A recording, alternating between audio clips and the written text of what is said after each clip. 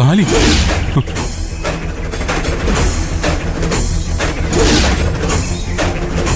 കെട്ടിക്കോ. അമ്മി നീ എന്താ പറഞ്ഞത് കേട്ടില്ലേ? കെട്ടാൻ.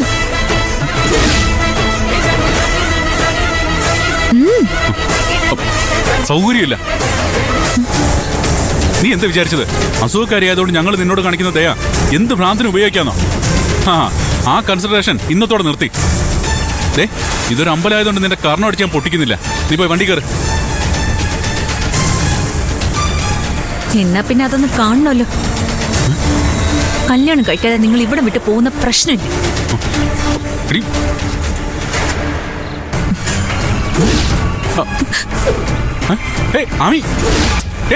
നീ എന്തേ കാണിക്കുന്നേ? ആമി, എന്നെ തോൽപ്പിക്കാന്ന് ആരും വിചാരിക്കണ്ട. അനങ്ങി പോരുത്. ഞാൻ പറയുന്നത് അനുസരിക്കുന്നതാ നിങ്ങൾക്ക് നല്ലത്. അല്ലെങ്കിൽ ഇപ്പൊ ഈ നിമിഷം നിങ്ങളുടെ കൺമുന്നിൽ ഞാൻ ആത്മഹത്യ ചെയ്യും. അയ്യോ ചേച്ചി, കെട്ടാൻ. അയ്യോ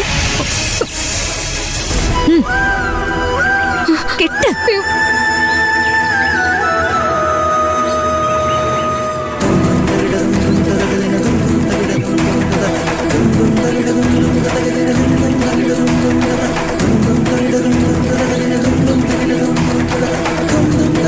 കെട്ടാൻ. സുജാത എന്നോട് ക്ഷമിക്കണം.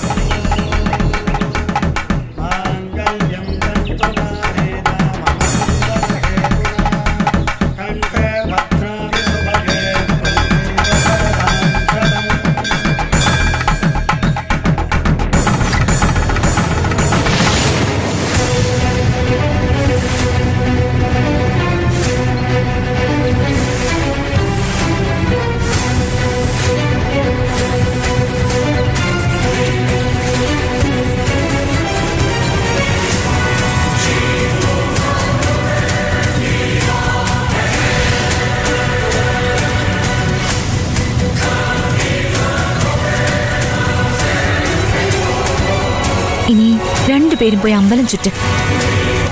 ഇത് വേണോ ആമി? വേണം.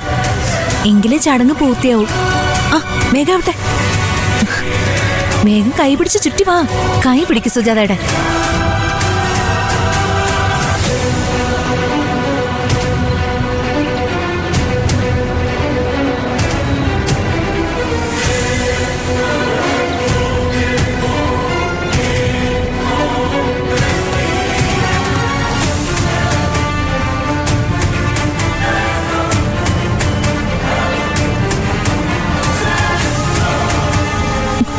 ഭഗവതി, അപ്പൊ എല്ലാം പറഞ്ഞതുപോലെ നമുക്കിനി സ്വർഗത്തിൽ കാണാം.